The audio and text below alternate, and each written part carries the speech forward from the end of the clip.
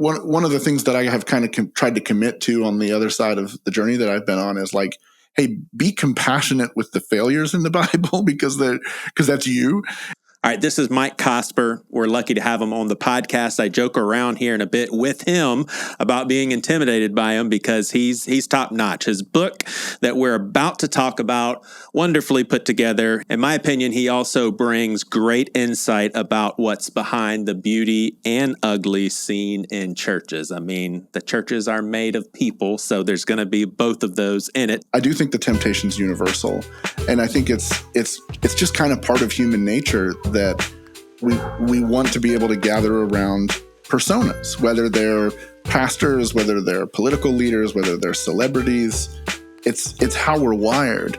And the unfortunate thing is, I think in the church, you have whole industries that are set up to incentivize pastors to lean into that, whether it's conferences, publishing. What the gospel confronts us with is, first of all, no, you're not a righteous person. It doesn't matter how you vote, you're not a righteous person. There's no righteous, not one. But the second thing that it does is it relocates our righteousness in Christ in a way that hopefully helps us to hold loosely those kinds of moral affiliations. Mm-hmm. He's a sought-out voice to commentate on Christian culture. He's on a lot of documentaries. A recent podcast he produced for Christianity Today, we talk about it in this podcast, has had millions of downloads. So check out, if you are on YouTube right now, you'll see this chart to give you a feel for how unbelievable that is.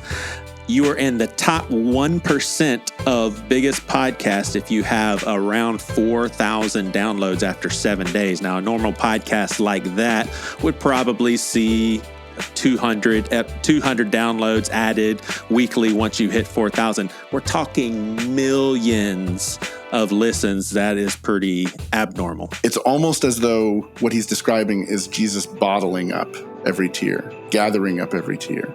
It's not that they're wiped away. It's that every single one of them mattered. They all count. And it's part of the redemptive work that he's doing. Just because I don't believe or agree doesn't mean I can't learn from you. Why did you have to bring that up? Okay, that one I'm super embarrassed about. Do you like me? Do I like you? Yeah. As an individual or as a podcast? Just as a person. No, I like you. Okay, cool. Yeah. Cool. And I don't have any interest in appearing to be stronger than I am. I ain't bow to Nebuchadnezzar's statue. He gonna lead. You feel me? How do we love people who see the world differently than we do? What would it look like if we truly loved all of our neighbors? Could listening to their stories be the first step? This is Seacoast Church, and there's way more to talk about. Well, cool, man. I loved this book. It may or may not be a huge reason for it is that you mentioned Don Francisco's He's Alive.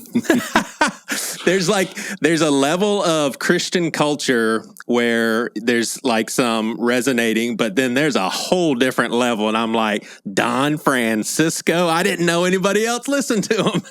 Oh, yeah, man. Yep. And that was certainly the world I grew up in. He's alive, he's alive, he's alive, and I'm forgiven. Heaven's gates are open wide, he's alive. Heck yeah, man. I'll be honest, that song still rings true for me, man. I love that song, He's Alive. That's pretty good stuff. I mean, I always tell people, like, go watch Dolly Parton's CMA performance of that song from it's like a 1987, 88, something like that. It's unbelievable. Dang. That she performs that, because she starts off, it's just like, it's her in this like white sequin dress alone on the stage. And then, there's sort of the big reveal is like there's that long bridge where it transitions to He's Alive. Right. And the big reveal is the curtains open up and there's this massive gospel choir behind her.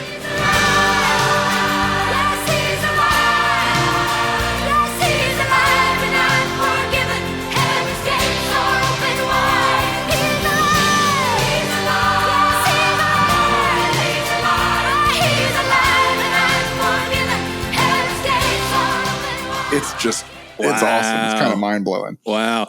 Well, I have to say there's a little bit of intimidation here, Mike, because I feel like it's going to be impossible for you not to critique me during this conversation. You're so polished and professional, and I'm like the opposite, man. You're like the expert communicator.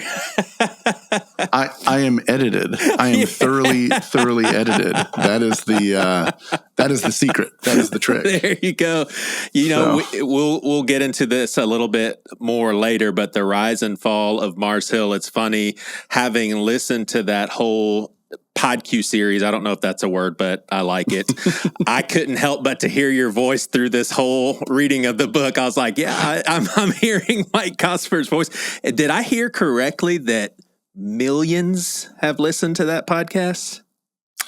Yeah, that's correct. We had, at this point, I think we're close to, or we maybe have already passed 30 million on the series. Wow. As a whole. So yeah, we knew there'd be an audience for the show. But when I say that, we were expecting, maybe 100,000 downloads an episode, optimistically, thinking pastors and church leaders are going to be interested in this, particularly this kind of swath of leaders who were around for it and influenced by Mark or influenced by that moment. What we didn't expect was for it to resonate with so many people who, so much more widely, because there were so many other kind of attached cultural questions about, can we trust leaders? Can we trust church leaders? What do we, what's happening with those leaders? And so I think the sense of urgency we had about telling the story ended up being more consequential than even we, could have planned for or knew. Yeah. Yeah. So I bet you now you are known to a decent amount of people as Mike Cosper, but to most people, that guy on the Mars Hill podcast. Right. Well, let's get a little bit of your background. I have to be honest. I don't exactly know how to explain Christianity Today. Would you call it a media outlet? Yeah. We founded as a magazine in the late 1950s, founded by Billy Graham and Carl Henry. Gotcha. The evangelical movement was just sort of getting its legs, and Graham had this desire to create a magazine that would basically be the hub of thinking for the evangelical movement. The idea was this kind of third way between, evangelicalism was this kind of third way between liberalism and fundamentalism. Right. And it was really embodied. I think Mark Knoll, the historian, was the one who said an evangelical is someone who likes Billy Graham. Yeah, I love that. I think that holds. Like if you like Billy Graham, there's certain things about sort of culture and the world that you care about, that you want to be invested in, you want to be part of the conversation with. And so I think that really holds for who CT is today. Obviously magazines, the publishing industry, that whole world is very different now, but still publish a magazine, still have a news and ideas website. And then I came on in 2020 to be the director of podcasting and to try to sort of sharpen and focus what we were doing there. Nice. So do y'all have various podcasts under the umbrella of Christianity Today? Yeah. Right now, if people come to the site, they'll see several shows that we've launched really just in the last couple of years. We have a weekly news and ideas show called The Bulletin, that is like a roundup of, we pick 3 or 4 stories each week, and we're kind of like, here's what's important. Here are the stories that Christians are asking questions about.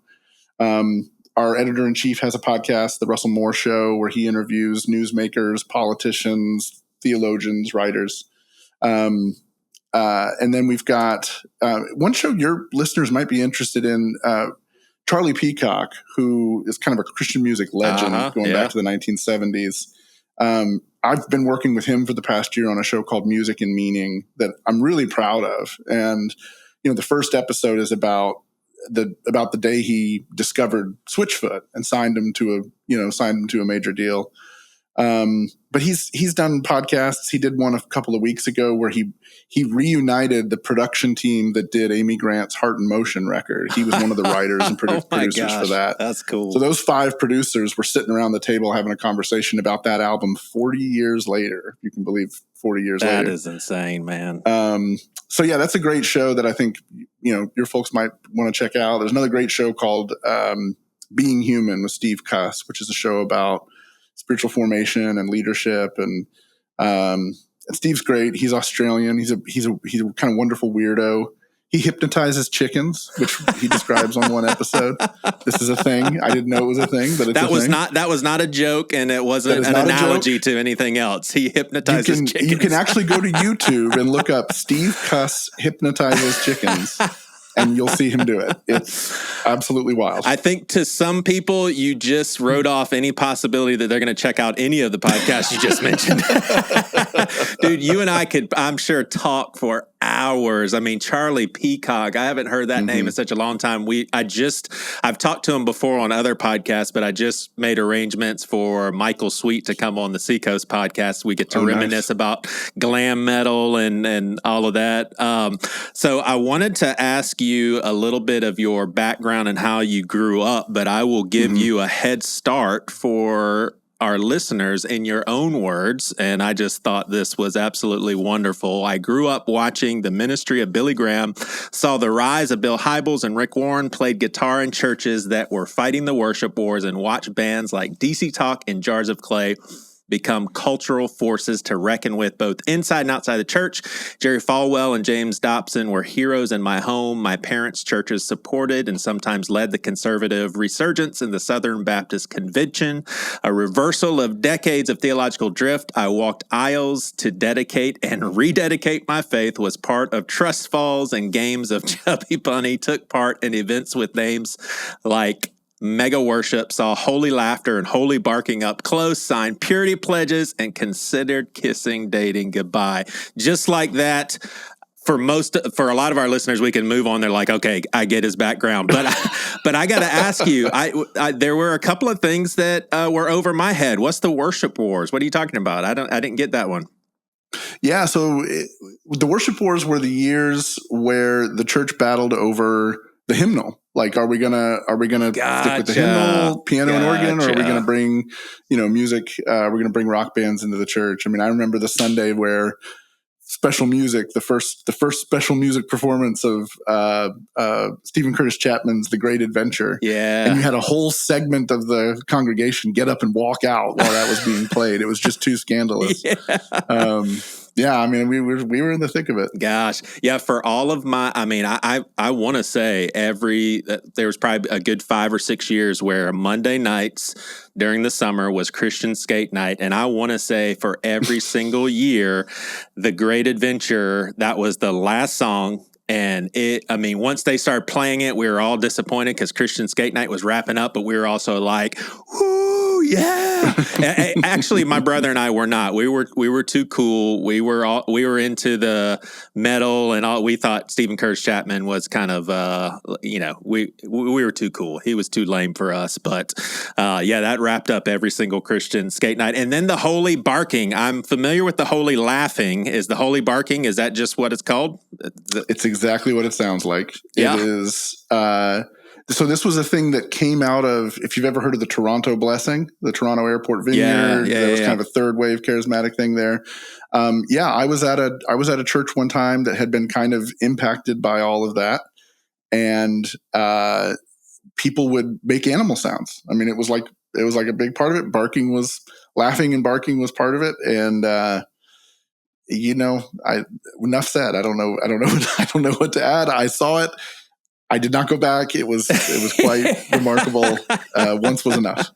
You threw that in. I did not go back. That was such tricky stuff, because I remember one of the churches that I grew up in, there was a kid in the youth group, and he was going to another youth group on the side that was really focusing in on it was spiritual laughing, but it was also like a spiritual shaking sort of deal. And so he would come to our church, and, you know, I'm thinking of like a Sunday night service where the worship is going a little bit longer than normal, and he starts to shake, and then he ends up on the floor shaking.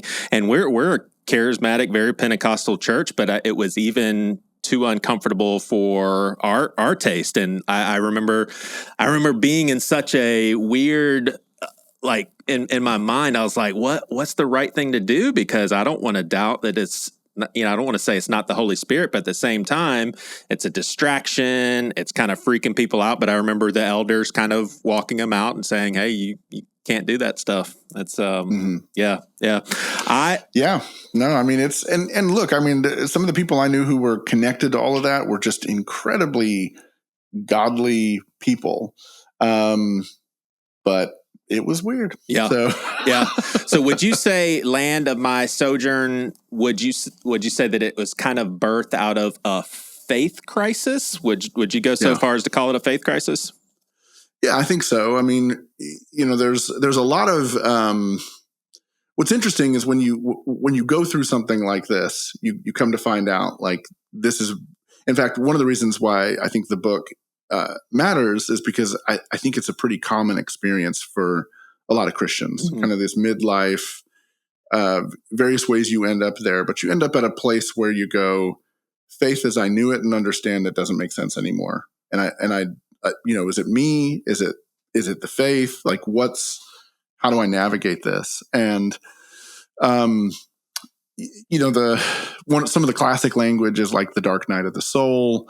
Some of the like biblical theology, the way they'll look at it, they'll talk about an experience of disorientation. You hear a lot of talk in the church these days about deconstruction. And I think, you know, one of the reasons why I think this book is hopefully helpful to Christians is to say, hey, this crossroads is a normal place to end up at. It doesn't mean you have to end up on the other side of it, you know, abandoning a lot of the things that you were committed to. But it might mean that you understand them differently, or you hold them differently, or you stand in them differently. I mean, I feel like I have a lot less. I feel like I fight about different issues today, very different issues today than I thought about, you know, 10 or 15 years ago. That's a good way of putting it. Yeah, I can resonate with that for sure.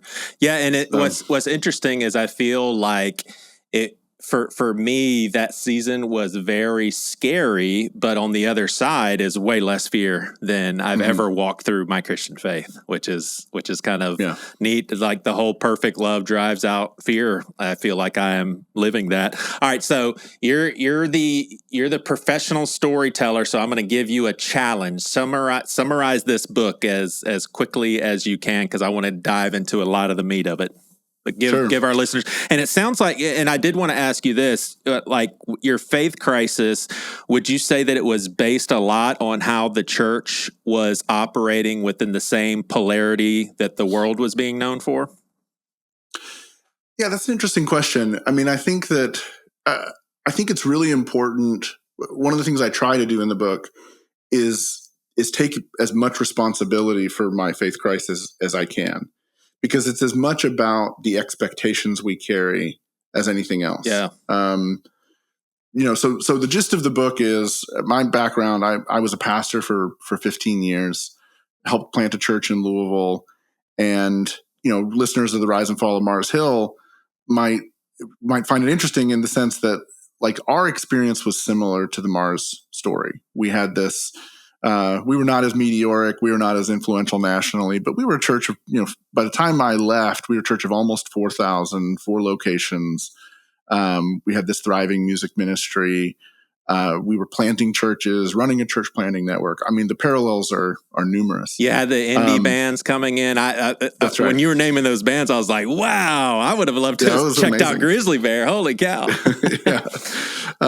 Yeah, there's some funny stories around all that too. And we, you know, my intent, I mean, if you'd asked me when I was 30, 31, 32 years old, hey, what are you going to do with the rest of your life? I would have told you, like, I hope I die with a guitar in my hands, leading worship at Sojourn, you know, like, this is where I want to be the rest of my life. over time, ministry got difficult and got unhealthy for, again, similar reasons to Mars Hill. And in 2015, I found myself leaving, and I left somewhat of a choice of my own, somewhat because I'd been kind of forced out the door, mostly because of the nature of the conflicts and tensions that were going on at the time. And with that, everything for us fell apart. We lost our sense of community. I lost my sense of calling and purpose. Like, what am I going to do with the rest of my life? That continued to exacerbate as the church faced other issues and other crises.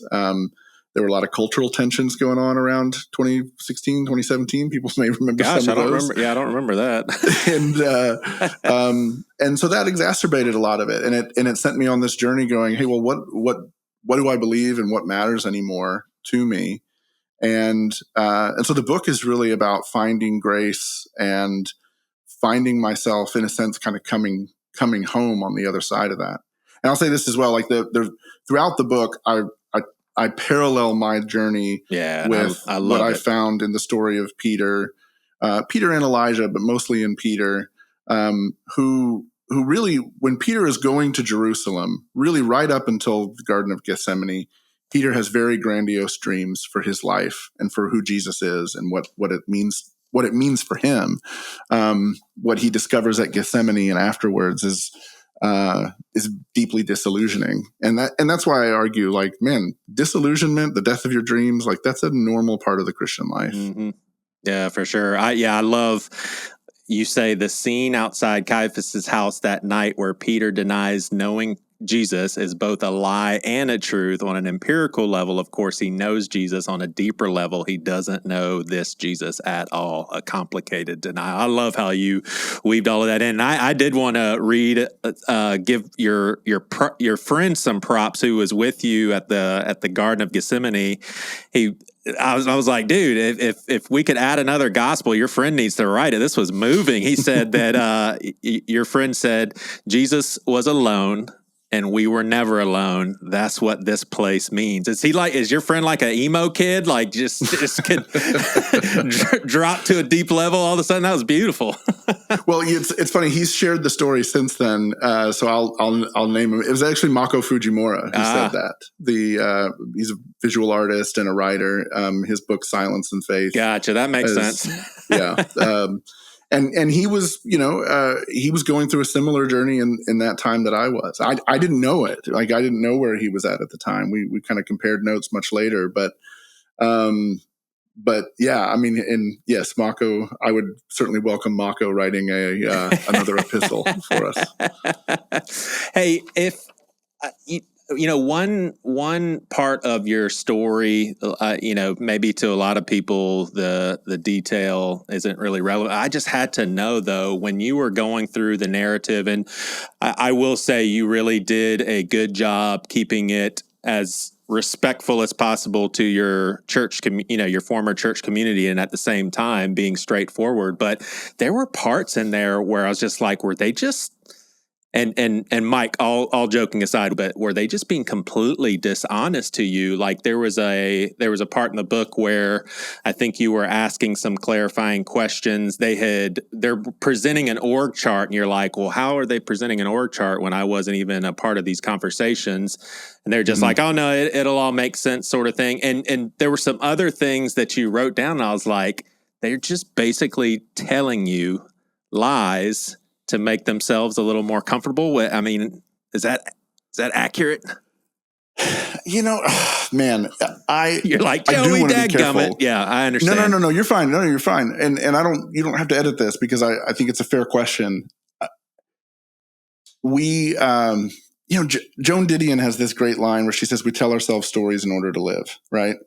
Like, and I think about that situation much as I think about Peter's denials, right? I don't think they were going into this saying, how do we lie and manipulate and create a situation that forces Mike out the door? I really don't think that's what it was. They knew I was unhappy because we had been in conflict because I had problems with the culture of leadership that had emerged. So so the idea of creating an exit, a necessary exit, was unavoidable on some level. Like the situation was unsustainable. I was not in a position where I had whether it's the strength of character or the courage or the energy to create the kind of conflict that would have driven things in the other direction. I had been trying to do that for multiple years, and it hadn't gone anywhere. So there's an element where, I don't feel this like tremendous judgment over how that went about. I mean, it's how it went about. That's why I told the story the way it was it's what happened. But it's kind of like, man, when you're inside an unhealthy system like that, an unhealthy community,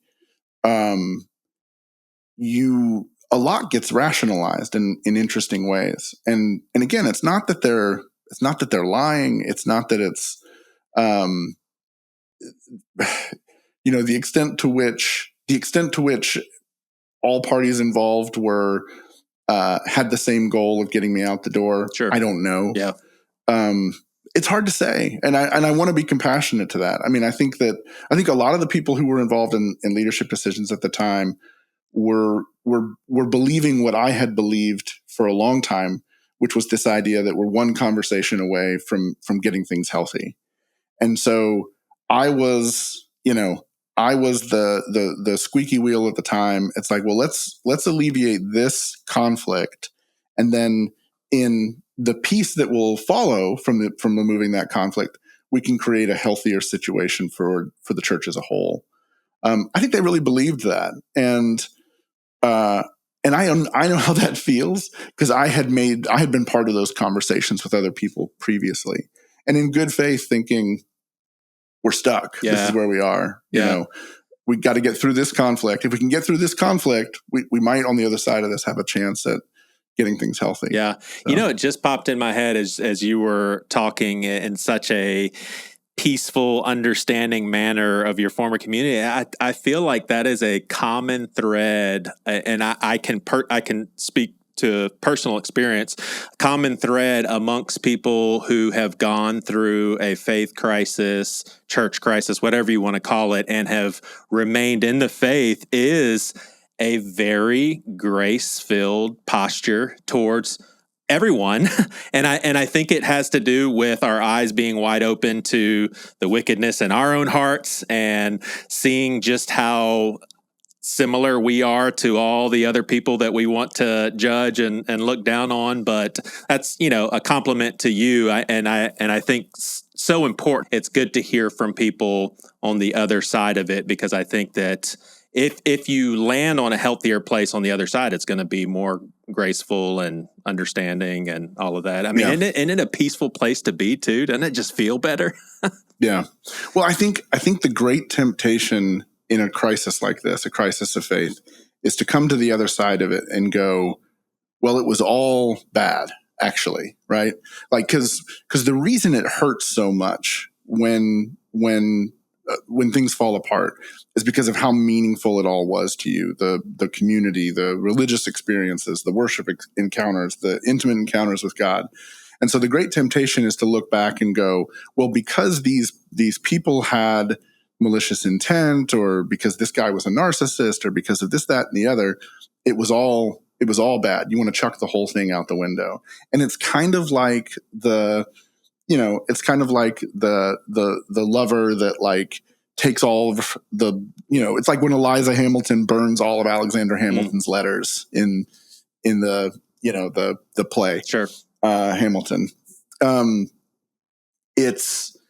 It's this way of saying it was all fake, it was all horrible, and it was all rejection. And that's not the reality. The reality was, not only is the reality that it was complicated, that it was a mix, but that the good was really good. I mean, it's why I opened the book with the Transfiguration as like the reference point for the good moments of ministry experience that that I miss. Like Peter, you see in Peter's letters, like Peter's understanding of the Transfiguration was that it was a foretaste of Jesus marching on Jerusalem, kicking out the Romans, and, pulling a Moses, pulling an Elijah, like reconquering the kingdom. And he and James and John were fighting over who was going to be at his right hand for all of that. And of course, it's not how it turns out. But what's beautiful about Peter's story is that narrating that account years later in his epistles, when he's suffered, when he's been beaten, when he's been thrown in prison, when he's seen his friends killed for their faith, including Jesus, he still looks back on the transfiguration and is like, it was the most incredible, glorious, beautiful thing that I've ever seen. What he's able to do is reinterpret what was beautiful about it without losing any of that beauty, but losing his own sense of grandiosity in it. God gives us these moments. God gives us seasons. God gives us beautiful things, and our faith needed that at the time. The desert that follows in between and in midlife, when sin, death, and other things kind of rip us apart.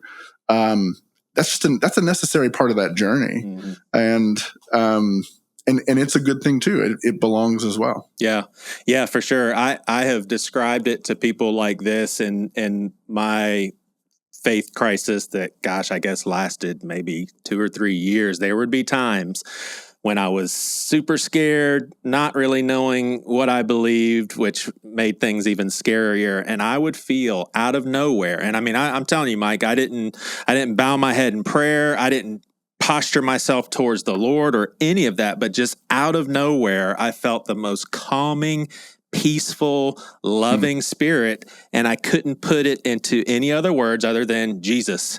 Like, that has to be the Spirit of God. And it only lasted maybe for like 30 seconds. It was like a thank you so much, but it almost felt like a father patting me on the head saying, "You're okay. Don't be scared. I'm with you. It's all going to be all right." And then it's like, "Don't leave me. Don't, because now I'm scared again." But I could always refer back to those moments saying, okay, I believe that. There's no other meaning that I can put on that other than God. And it was those moments that I was always able to refer. And I would say I still do. I still go back to those moments. I've got a question for you, and I'm not trying to catch you in anything. I'm on your side, Mike, but I found it, I thought it was funny how, and I'm curious what the difference is. You had to have gotten some flack, I would imagine, even though I feel that it's unfounded, but just on the rise and fall of Mars Hill. So if people listening, you don't know what that is, there's a church in Mars Hill, Seattle, Washington, that basically had a pretty abrupt crumbling due to abusive culture within staff, within church, and centered around, their lead pastor. And have you gotten a lot of pushback from, hey, we understand people do things that are, bad or whatever, but regardless of whether a certain leader did wrong, you're dragging their past and their name in the mud, and that's not Christ-like. You had to have gotten that, and I'm curious, what's the difference between your church that you came from, where you did avoid names and you tried to walk that balance of telling the story, but keeping names out, whereas with Mars Hill, you told the story, you gave the details, you interviewed people with their names, and what would be the difference for you as like a journalist? Yeah, no, it's a great question. It's a very fair question.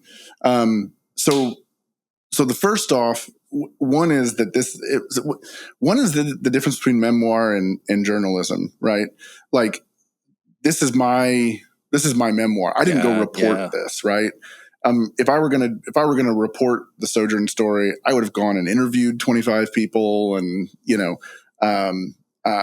already tracking. That's awesome. Yeah, exactly. Continue. So I was less interested in this book anyway. I was less interested in kind of a documentary account of the facts, and more interested in saying, here's how I experienced this stuff spiritually.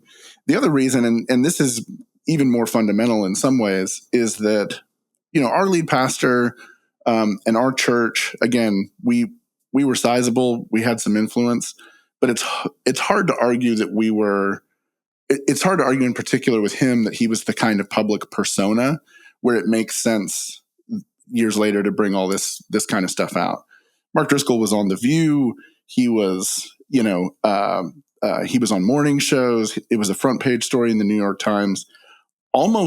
Interestingly, almost nothing we reported in the story hadn't been reported in some ways other places. People had been telling their story and all this. Kind of what we did was just sort of gather everything in one place. And there's some original report. I mean, there's a significant amount of original reporting in terms of what was going on internal to the executive team at the time, and the way some of the controversy broke publicly and all of that. But that's the fundamental difference. I mean, this book was really ultimately about, I wanted to kind of invite people into my interior life and how I processed that kind of an experience rather than document it. It's a fair critique.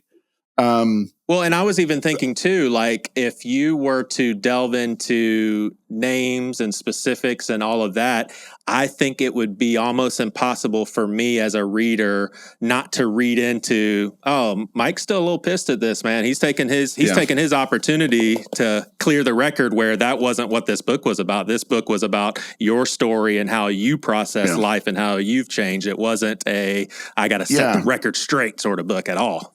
I mean, look, dude, I am not above being petty and wanting revenge for the ways people have hurt me, So that temptation's very real. And I, it was the publisher suggested this as well. Like this was kind of a mutual, I had kind of leaned in this direction in the first place, and the publisher had suggested it as well. And so I had,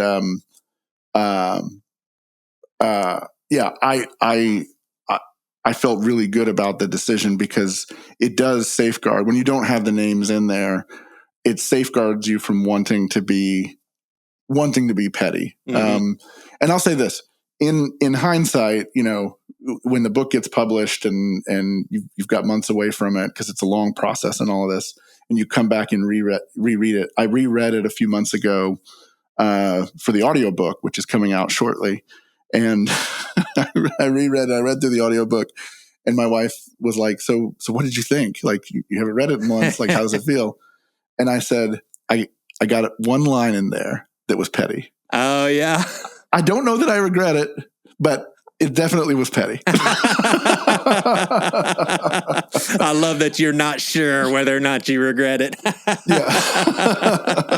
I love it, man. So you address something that I have found helpful personally in considering the many moral failures that we've seen amongst some of the bigger name pastors. You identify a huge part of the problem in people wanting heroes, and I could not agree more. I mean, how would you answer this question? Do you ever marvel at why we as Christians can't see how anti-Jesus this whole setup is when it comes to treating pastors like celebrities, pastors treating themselves like celebrities? I mean, I am very thankful that I'm a part of a mega church where, and I hate to say, I think it's abnormal, but our teaching pastors, our founding pastor, Greg Surratt, he's actually out in the lobby hanging out with people, very approachable. I don't want to judge people. And I want to say this. I mean, I know Greg really well. I produced a podcast for Greg for, I think, sort of a version of this podcast at some point, many years ago now. And I just want to affirm what you said. That is extremely rare. Yeah. Greg is, I love the man. He's a weird guy for a megachurch pastor, because you don't see that. You don't see people who are approachable, engaged, and showing up in the lives of their church. I mean, Greg's not going to be fishing buddies with everybody who walks through the door of Seacoast, but that's a matter of scale, not temperament. Exactly. Yeah. I think that's extremely rare. Yeah, and that's good. I don't know if good's the right word. That's interesting, good, compelling for me to hear, because I've I've been at this church now for like 22 years. So the church movement and tons of mega churches have started and grown and fallen apart since then. I think it's sometimes I can suspect how different our leadership is, but then when I actually hear confirmation, no, that is actually very rare. That's interesting, because I don't have the sort of insight other than reading and hearing about the stories, listening to the rise and fall of Mars Hill. But man, how do we get so blinded? Yeah. I mean, what's wonderful is like right in the middle of the Old Testament, you have the book of 1 Kings that kind of sets up why this happens, right? So it's always been a problem. It's always been a problem, and it's the same reason. It's the same reason why you can go back to the Exodus as well. It's the same reason why when Moses withdraws to Sinai to hear from God, who God is spirit and does not manifest in ways that we can see with our hands and eyes and hands. When he comes back down, they've created this golden calf, because the golden calf is something they can comprehend, they can wrap their imagination around, they can say, it's like one of the things that I have kind of tried to commit to on the other side of the journey that I've been on is like, hey, be compassionate with the failures in the Bible because that's you. And like, so the Hebrews in the wilderness making the golden calf are saying, well, one of the things we want to do is thank whoever rescued us. So the whole notion of the golden calf was that this was this character that got them out of Egypt. They were trying to offer thanksgiving and all of this. Now it's very ill-founded, and they suffer for it. But again, that's also part of the lesson is like when we demand a king, God's like, I really don't think you're going to like it. And they're like, no, seriously, we want a king. So they get a king and they get Saul, right? And they suffer for it. And then, God in his mercy sends David, but then David has his problems, and then David's kids have all kinds of problems. And it just isn't sustainable. So all that to say, like, the temptation I do think the temptation is universal. And I think it's just kind of part of human nature that we want to be able to gather around personas, whether they're pastors, whether they're political leaders, whether they're celebrities. It's how we're wired. And the unfortunate thing is, I think in the church, you have whole industries that are set up to incentivize pastors to lean into that, whether it's conferences, publishing. I mean, think about it this way. What other job can you go to college and seminary for, go to college and graduate school for, and on the other side of it, you get to stand up in front of hundreds or even thousands of people and tell them what to do, and they feel obligated to do it? Like, that is a real serious head trip. Yeah. And if we don't take the temptations of that seriously, which I don't think we do very often, it's no wonder we end up in the situation we end up in. Yeah. And I think too, people that have tons of charisma, they can easily bring community together. And when the community is brought together under the gospel, it's very intoxicating and in a good way. Like, community is great, but it's like, I think sometimes it's hard to go back and rethink, okay, how did this community come together? And then it makes it even more complicated. I think that most pastors who now we look back and see their downfall, I think a lot of them, if not most of them, started with the gospel in mind. And it turns into this, okay, well, the gospel is at stake. We are acquiring more power, more control, and it's because of the gospel. So we got to just go full throttle and take no prisoners because the gospel is super important. And it's like, you don't recognize that the tactics that you've adopted have become very ungospel-like. So it can be a very confusing thing for sure. Another element of this as well is if you go back in time, 50 years, and you talked to your average evangelical, you would say, "Tell me, what do you believe?" And they would say, "Oh, I'm a Christian." What kind of a Christian? I'm a Baptist, or I'm a Presbyterian, or I'm a Methodist, or whatever. Like people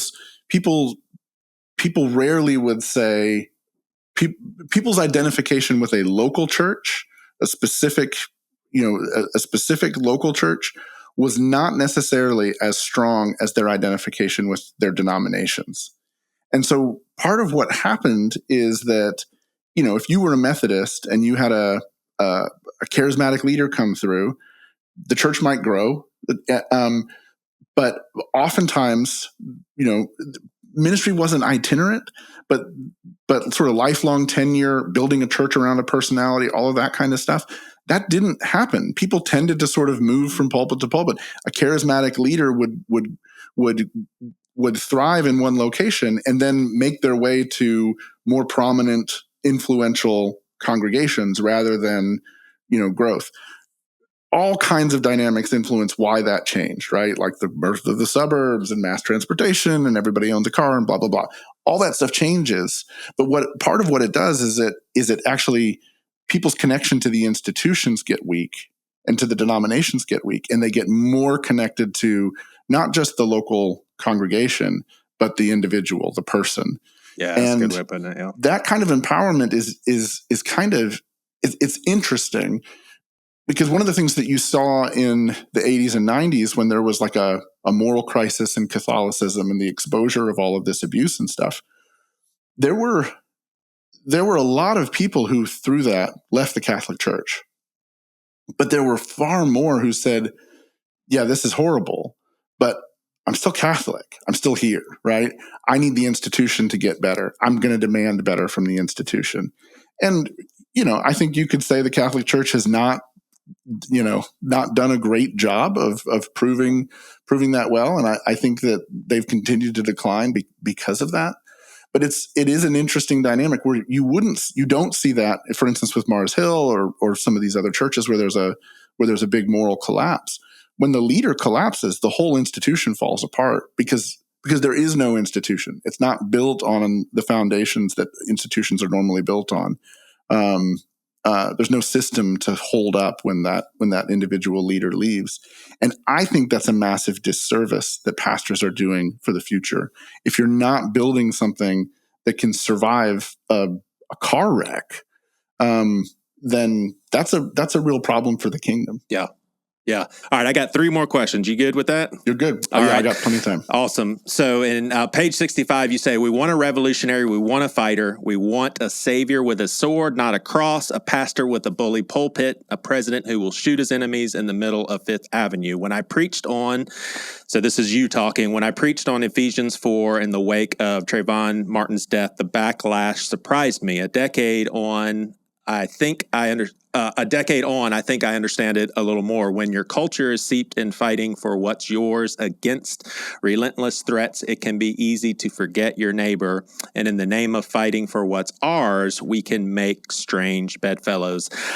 The thing that and it's a big reason for why we started this podcast for Seacoast, is just the whole concept of learning from people who we don't agree with, even in significantly important issues. And I'm just curious, why do you think there is such a hesitancy to even listen to people who have a difference of opinion? Like, do people see it as like a risk of compliancy? Hey, if I even listen to them, then I'm opening the door to hypocrisy. I mean, I just don't get it. It seems like listening to someone regardless, for example, you use Trayvon Martin as an example. When black people are hurting after another shooting,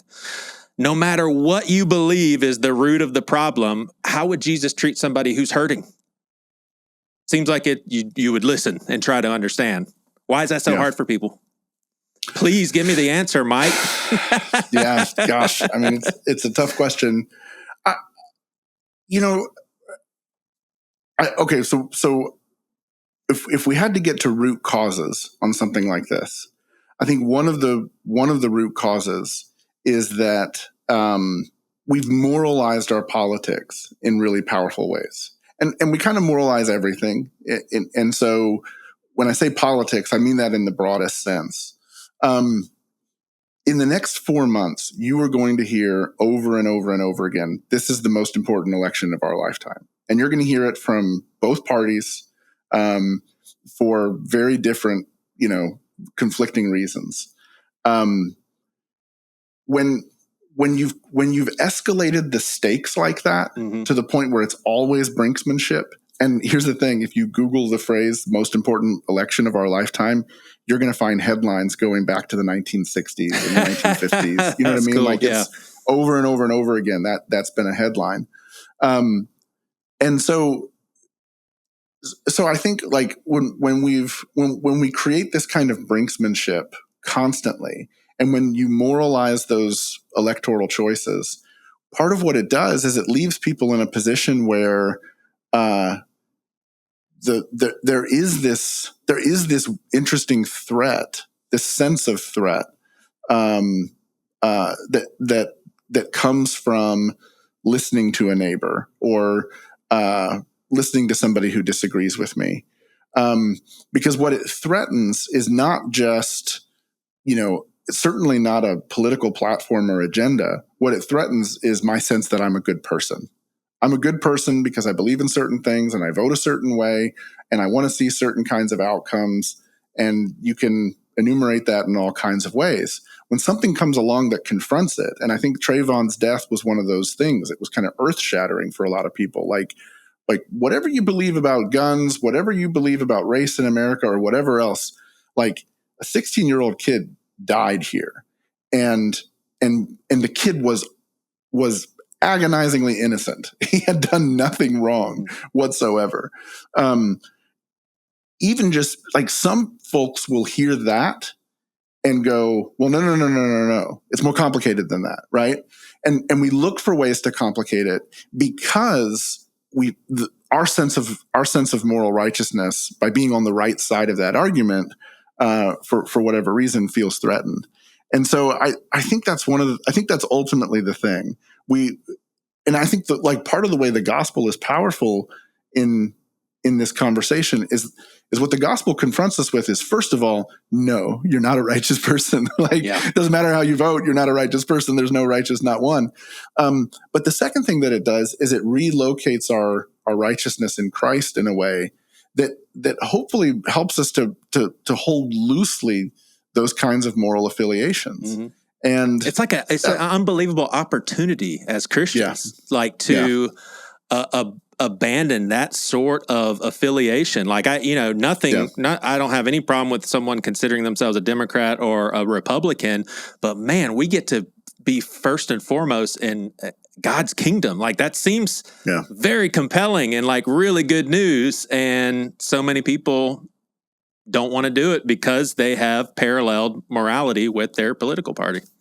Yeah, absolutely. Get ready for a lot of that. I love how you articulated experiences. One reading of this story, so you're talking about Elijah, presents the contrast between the spectacle, winds, quakes, and fire, and silence as a test of the heart. It is in this way moralized. Real believers don't need the spectacles. They find God in quiet and silent ways. Some go so far as to apply it to the Christian life by using the spectacles as an emblem of the emotive mountaintop experiences described earlier in this book, contrasting them with the appropriate emblems of quiet. Usually the sermons and books of the proponents of this view color me skeptical. I really put experiences, and I think a too prominent position in my life for other Christians' comfort level. And I think for me, it's a matter of, well, it's just the reality. I don't know outside of experiences. I'm not saying that that's the only part of my faith by any means. There's a lot of personal studying and diligently seeking. And just a casual glance over the Bible, it seems like that is the case for most of the most prominent figures in the Bible. Paul is the low-hanging fruit, but I mean, just example after example. Do you think that we can emphasize experiences too much? Mm-hmm. I think so. I think when we, I want to thread a needle with this, because I think what you're saying is absolutely right. Like if we fundamentally believe that God is spirit and God is present, then we're going to encounter him, and we're going to have, whether that's in worship or in prayer, in relationships. I mean, I always tell people, like, dude, I think the one place on earth where there are almost virtually no atheists is in the birthing wing of a hospital. Right. There's just something transcendent about a child's first moments that's just hard to explain any other way. So I definitely don't want to de-emphasize experience. I think what I want to say, though, is that particularly in the kind of faith that I grew up in, we emphasized one kind of experience. We emphasized one way of encountering God. And not only in, when I talk about like the noise of the storm or the earthquake or the fire or whatever, like, to me, that's not just like the big, loud, revivalistic worship experiences, though it is that. It's also the kind of triumphalism that just sort of marks successful ministry, successful life, your family, everything's working out with your family and your kids, and life looks like the family photos, and not like the mess that it often is. What I love about that scene is that it's such a profound way for God to say, I'm going to show up in surprising ways, and in ways that are quieter and that are smaller, because particularly with Elijah, like, you can't take anything away from Mount Carmel, right? Like, when Elijah's on Mount Carmel and the fire rains down and the prophets of Baal are humiliated and all the rest of that, like, nothing about that story is diminished by what then happens later at Sinai, where God shows up in the whisper. And I think the thing that I have learned or the thing that I had to learn eventually was, I was not attending to the whisper. I thought I was. I could have probably preached a great sermon. Not a great sermon. I'm not a great preacher. It's not my gift. I could have probably preached a decent sermon or written a good essay about Elijah on that mountain in 2012. But it just means something very different, because I understand that story on the heels of him laying under the broom tree a few days earlier and saying, I'm done, take my life. I give up. The whisper comes on the other side of despair, and the whisper is what you crave, I think, on the other side of despair. Yeah, man. All right. Well, we'll wrap this up here. I don't know if it's interesting to you, but if somebody comes up to you and says, hey, man, this is the best paragraph in your book, that kind of piques your interest, right? Right, Mike? Oh, yeah, for sure.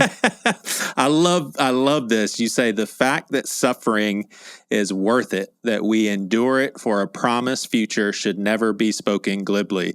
That truth is costly, and it can lack credibility when it comes from those who haven't suffered deep loss yet. I'm not saying suffering isn't worth the glory that comes from participation in Jesus' death and resurrection.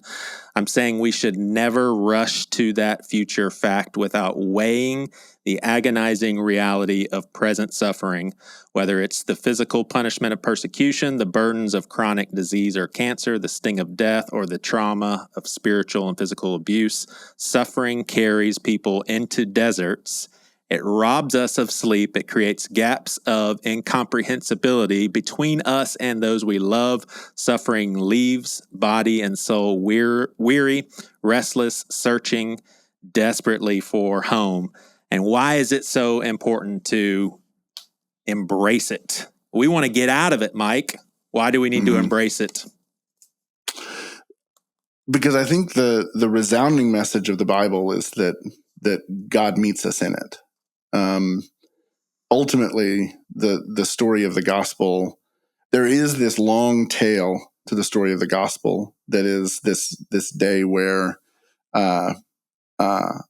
suffering ends. But even in that, I mean, I remember I heard a sermon years ago by Scotty Smith that I always think about, because he said, people read that verse in the book of Revelations where it says that he'll wipe every tear, and they think of it in terms of, the sort of wiping away, not just the experience of suffering, but almost like, man, it'll be like it never happened. Right. And, he says, I can't remember exactly how he explained it, but he was talking about the language there. And he says that if you look at the literal language, the idiom that John is using there, it's almost as though what he's describing is Jesus bottling up every tear, gathering up every tear. It's not that they're wiped away. It's that every single one of them mattered. They all count. And it's part of the redemptive work that he's doing. And so I think when we, that's beautiful, man. When we want to rush through it, and or we want to say that suffering is a sign that something has gone wrong with our spirituality, rather than we miss out on the fact that our suffering is one of the primary places where we're going to experience the grace of God, because Jesus entered suffering with us. Like, he shared suffering with us in every imaginable way. Yep.